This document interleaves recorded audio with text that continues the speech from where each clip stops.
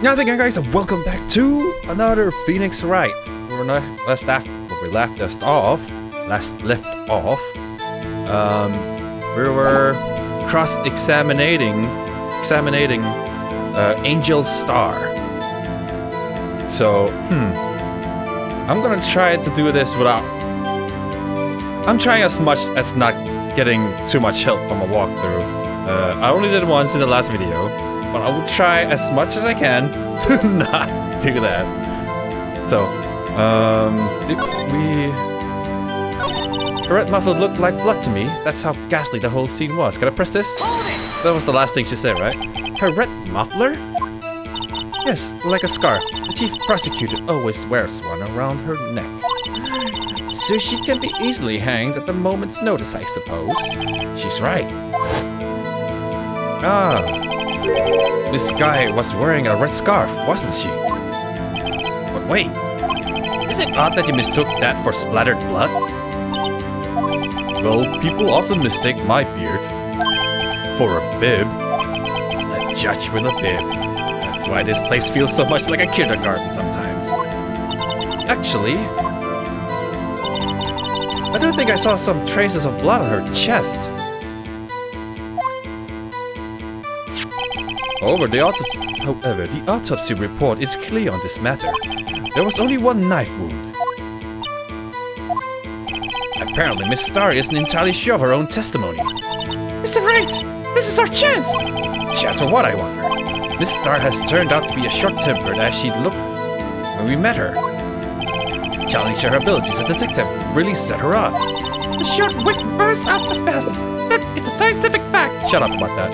I wonder, wouldn't it depend on the size of the candle? I mean, add more wax. I would know this already. This guy intended murder Detective Goodman. That's why she called the victim all the way to the prosecutor's office. If she had a grudge against the victim, her red muffler looked like blood to me. That's how ghastly the whole scene was. Okay, so we need to find a contradiction here.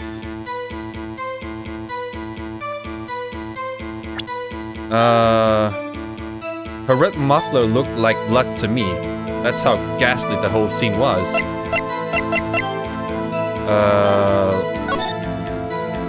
Wait! She doesn't have a muffler here! That lying son of a bitch! I mean, daughter of a bitch? Objection! Miss Starr, I demand an explanation! Objection! The witness is clearly not suited for detective work. What? The suspect was not wearing a scarf or muffler of any kind when she stabbed the victim. Is Edgy Boy trying to take the credit of my findings? But then again, he's like, I didn't tell him anything about it, and I bet he just figured it out on his own too. And you proved it yourself with this photograph, huh? But that can't be. Only a professional lunch lady could be so utterly clueless. Congratulations! Perhaps you finally found your true calling in life. Harsh words, but good. In the end, Mr. Edgeworth prevails! What was my objection, chopped in liver? What was my objection, chopped liver? But it was there. A scarf. No, not that, but something red. Really? Well now, where were we? The witness has given us an entertaining interlude, but back to business. What? Very well, witness. Continue testimony.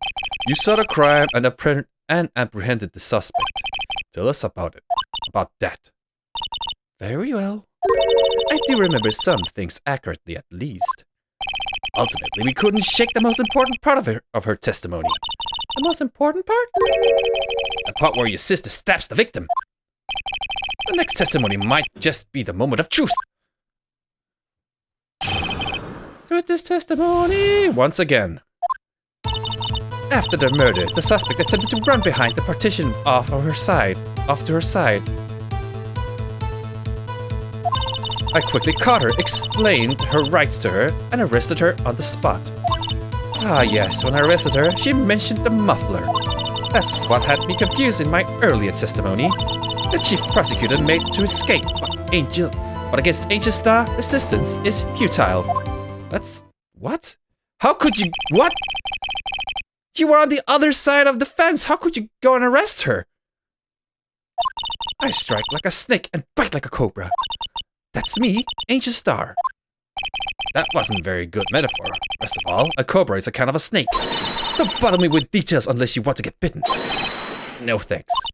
Note to self, Mr. Wright is weak against poisonous snake bites. Who isn't? The chief prosecutor tried to resist, but her efforts were in vain. She knocked my hands aside, kicked over an oil drum. An oil drum? Hard to imagine. Oh, she's beautiful, but deadly. A predator. This one, a leopard woman. Rawr. Very well, Mr. Wright. Your cross-examination, if you will. But there was a chain fence. Did you just jump over?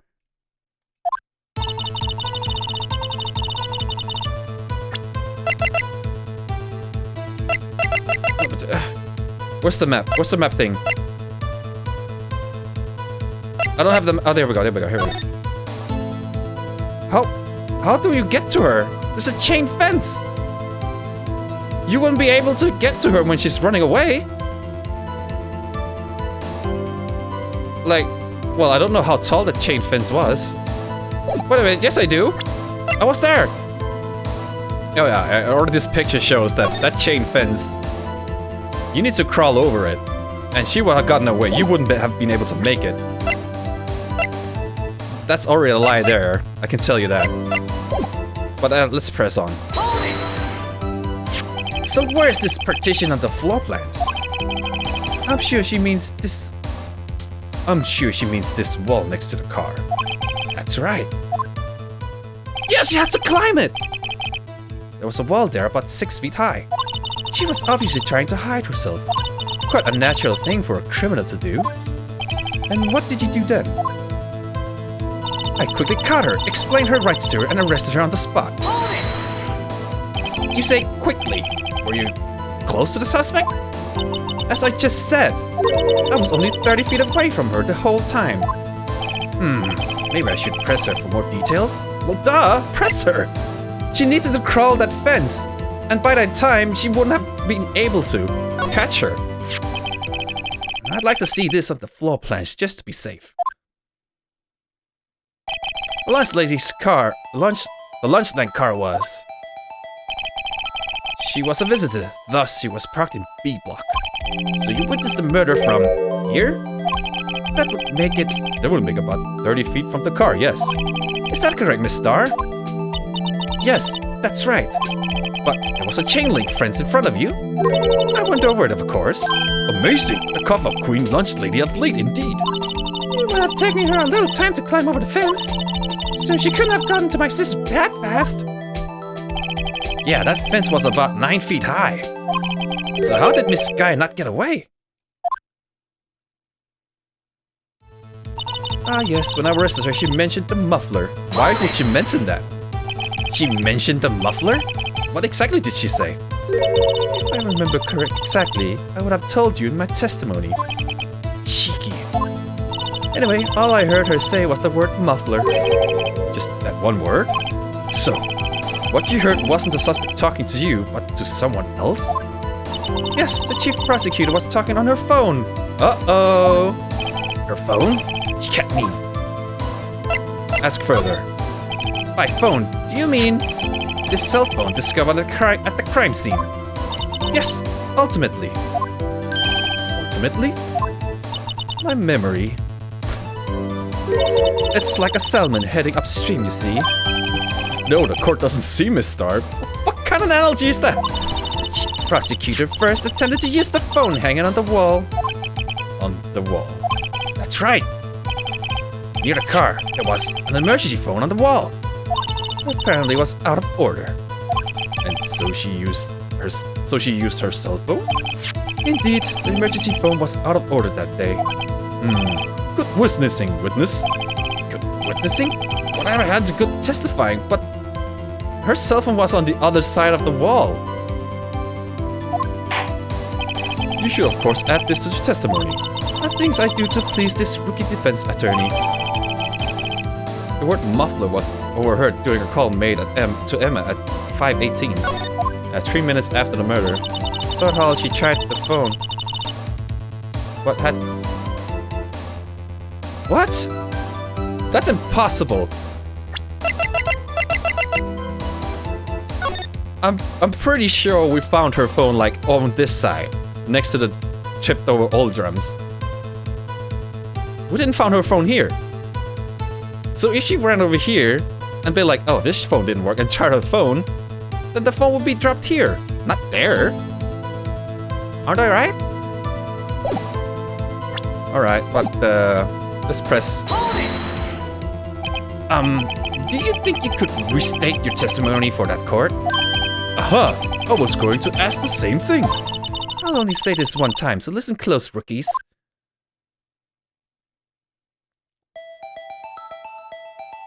The chief prosecutor stabbed the victim and ran behind the partition. Then she picked up the emergency phone on the wall, but it was out of order. She didn't pull out her cell phone out of her pocket. And during that time, you climbed over the chain link fence as a judge. Then when I coldly grabbed her arm, the chief prosecutor hung up her phone. And you saw her doing this? What is it, Mr. Wright? The chief prosecutor made an escape, but against Angel Star, resistance is futile. She made to escape. Can you be more specific? She brushed aside my hand and ran. It was a terrible sight to see, like a dollop of lard on a pate of foie gras. Huh? She even kicked over an oil drum at me. An oil drum? But that's on the other side of the partition. It was nowhere near! There was an oil drum lying on its side of the scene of the crime. But it's strange. What's that? If she wanted to escape, why didn't she run the other way? The parking lot entrance. That's right! It doesn't make any sense that she would run behind the partition to the oil drums. Excellent! More mysteries! I wish I could solve a few before finding more, though. So Miss Guy tried to run.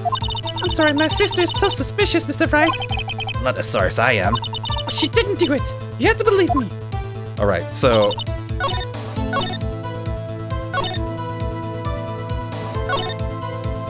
So, can I think I have to, like, do the phone thing, because we found it on the other side of the partitions. That can't be right. And also, the oil drums was also the other side of the partition, so that's also a lie. So, I'll just present the phone. Oh, that's wrong. Okay.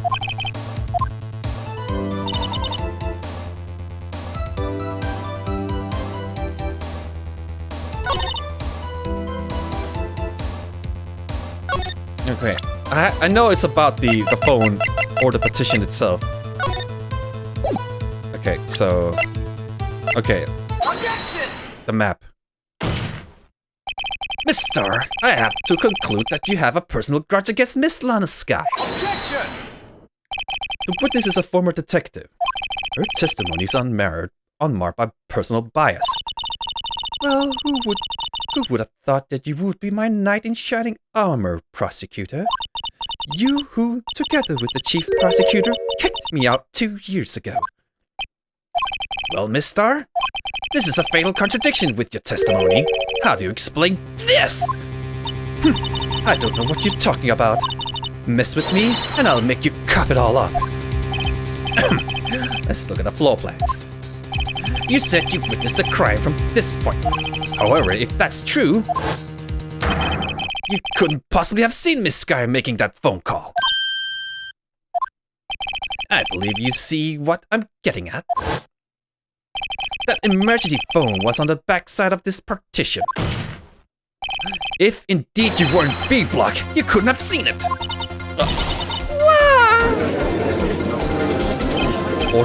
Order! What is the meaning of this? It's simple, Your Honor. Oh, here's my favorite music.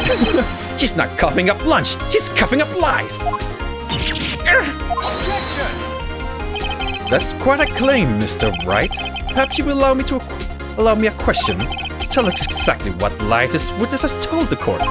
Here's where the counterattack begins. I can't afford to get this wrong. The witness lied about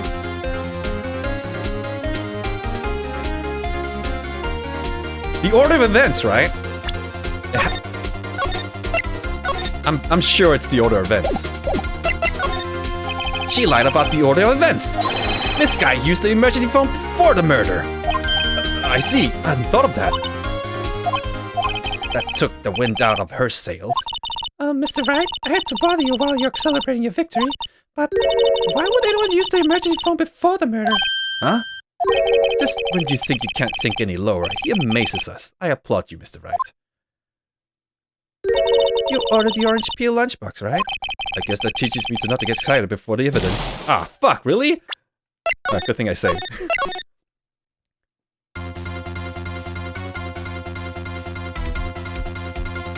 Ah, okay. Where she saw it. This guy tried to use the emergency phone, but it was out of order. What is significant about this fact? Nothing. Therefore, it would be pointless for Miss Star to lie about it. Pointless to lie? I see. But say the witness did actually see Miss Sky using the emergency phone, it would mean Miss Star witnessed the crime from a different location. A different location? No, that's a pointless lie if I ever heard one. Before you call my lie pointless, at least let me tell it. Let me ask a question to our clever wordsmith, Mr. Wright. Just where was the witness when she saw the crime? All the testimony I've heard until now points in one direction. The place from where Miss Guy Star witnessed her crime was here. Ah, fuck! It has to be the security room, right? But, wait a minute. Where'd you get the picture then? Like, the picture was clearly like over the side of the fence, but she witnessed everything from up here?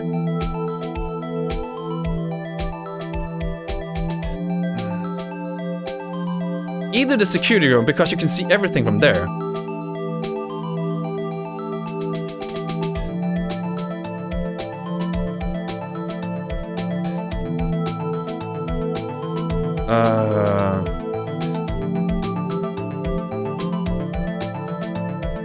I would say security room. Like, that thing sees everything up there. Like, if she was here, she couldn't see the murder happening. Like, anywhere from here, she couldn't see the murder happening. Like, you need to at least stand like around here to see the murder happen. But if Lana Sky needs to go here, she would, like, it's clear witness, so it has to be the security room. Take that! This is the only place where she could have been. The security guard room? Indeed, the security room in the underground parking lot is well positioned. It's built on the second floor so you can see the entire lot. She would have been able to see the emergency phone from there. But why there? There are many other places where she could have seen the phone. Not in this case, Your Honor. The witness, not being part of the prosecutor's office, couldn't park in A block. The only place where she could have seen the crime and the back of the partition is here. I remember in your testimony you said you brought a lunch to your boyfriend in the security guard room, yes? Well, Miss Star? How many years have I been getting the better of men? To think that the tables could have been turned. Today, a man has got the better of Angel Star. Damn right, and that's me! Order. Witness, what have you done? You used to be a detective. You should know better. I'm not turning back. The guilty will be punished. And I'll do what I must to make sure justice prevails. The guilty? She talking about Miss Sky? Mr. Wright, does this strike you as odd? Why did Miss Star lie? It doesn't make any sense. Huh? She could have just said that she saw the crime from a security guard station. It wouldn't change anything. Exactly. This photograph tells all. It was the defendant who stabbed the victim. The truth still stands. Objection! Then what? It still stands? I disagree, Mr. Edgeworth. Yeah, how did she able to take the picture when she was up there? What? If a witness is found to be lying, they're guilty of perjury. She knows this. She wouldn't risk that without a good reason. So tell us what her reason was, Mr. Wright. Huh? Me? Who else? Mr. Wright, let's read what we know. Miss Star witnessed the crime from the security guard station. But she lied and said she saw it from B block. It must make a vital difference. But what? What would change? Difference in lighting? I don't think so. Distance to the crime. Angle of view of the to the crime. Okay, I'm saving again.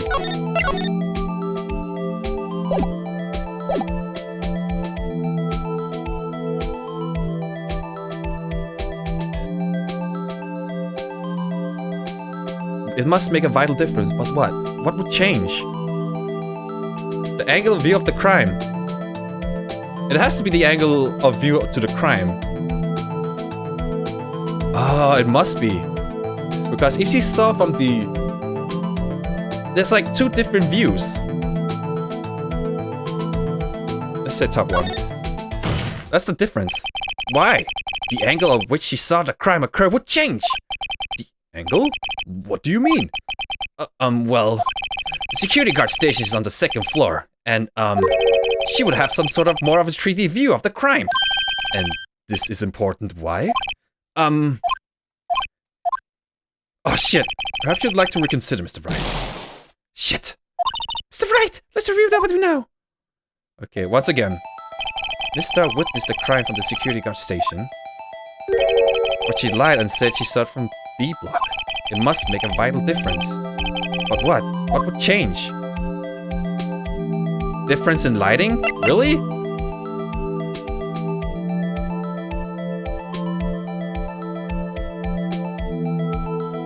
Would it?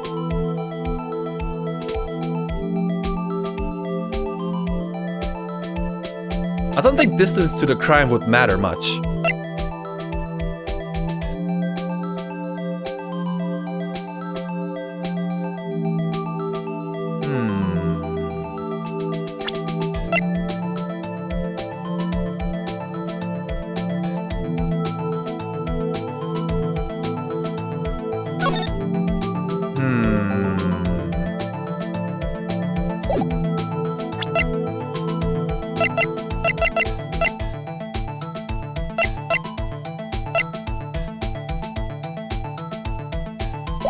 Okay, let me reload so I don't have this punishment. Okay. This is a crime, doesn't seem to matter much.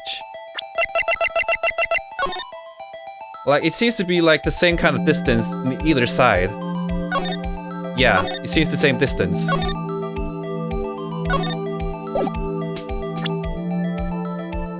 Unless she was exactly on the other side of the fence. Is it the distance? Like, if it is the distance, right? And she, like, saw the crime in this far, then she would be much far away than compared to here. I don't think it has anything to do with lighting. Should we say distance? Let's try distance. I mean, I can always reload and get the right answer.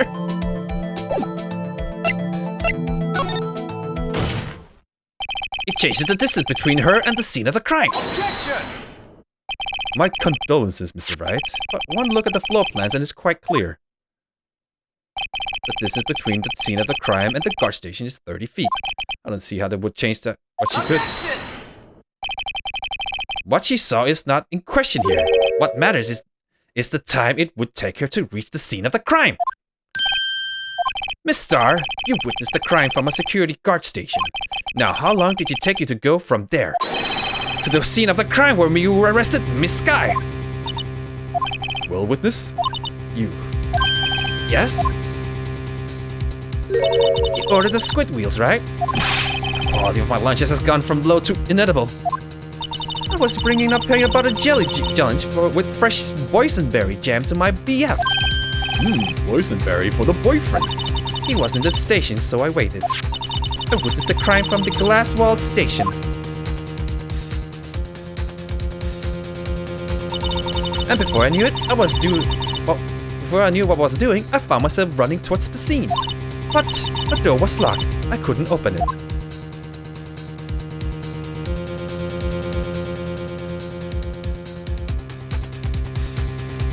Oh, that's a long ass time. That's why I had to go through the visitors parking in B block. That's quite a detour. It probably took me at least 5 minutes to get to the scene of the crime. Oh, no, you couldn't. The scene of the crime happened at 5:15. No, what was the time? Like 15. You have been too late. 5 minutes? This changes things considerably. But it was that woman over there in the defendant's chair who stabbed him. I know it. I have a photographic evidence. I swear it. I swear it on my finest plastic spork. You have a point, and the spork is a wonderful invention. Would you like another caviar lunch? Absolutely. Uh-oh. Mr. Wright, you have to do something. Do you have any evidence to stop this?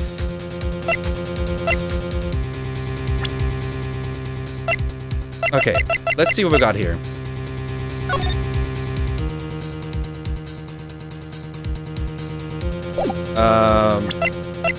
Okay, so the murder happened at 5:15, right? So far, so good.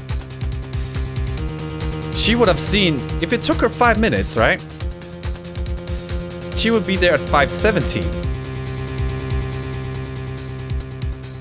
Wait, what? Can I hear testimony again? I feel that's wrong. The murder happened at 5:15. Report.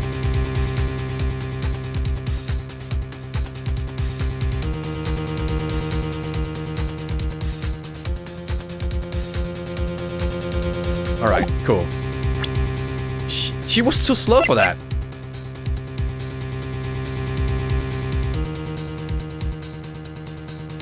During that time, she wouldn't be able to see that.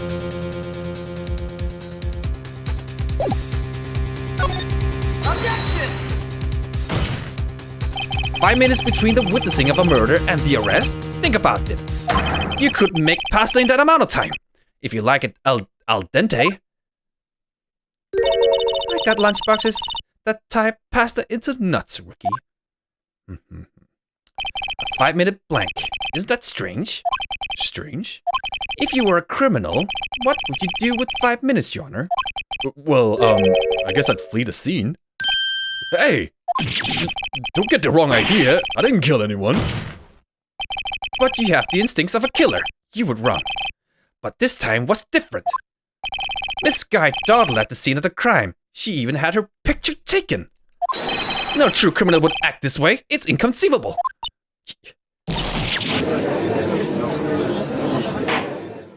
Well then, it seems we've come to the end of this testimony. The witness has a grudge against the defendant and a blank in the testimony. Mr. Edgeboy, is the next witness ready to go? Unfortunately, I appear to have overestimated this witness on account of her professional history. We did it! We screwed that can shut, Mr. Wright! That was too close. So she was just lying her ass off. I'm afraid that the cup of Queen has been dethroned. And with that, court is adjourned. Oh! Who yelled? Mr. Edgyboy, you ordered the squid wheels, right? That's the one she tried to voice off on me. I prefer not to take the defense team's leftovers. Anything else to say? I might be able to save you. I have decisive evidence. What was that? Is this another one of her trick lunchboxes? My apologies, but we have no further questions to ask of you, Miss Starr. Ah. Is this your jumbo lunchbox? How many lunches does she have? And why did she bring it into court? Woohoo! A triple decker! Out of deference to the witness's determination, I'll allow one more testimony. You just got bribed. Let's hear about this decisive evidence. Like the Lunchland motto says, you won't be disappointed. But she's going to pull out of her lunchbox this time. This witness testimony, decisive evidence. And that have to be next time on Phoenix Wright. What is the decisive evidence? Well, let's see on the next episode of Phoenix Wright. I'm gonna leave you guys with a high five.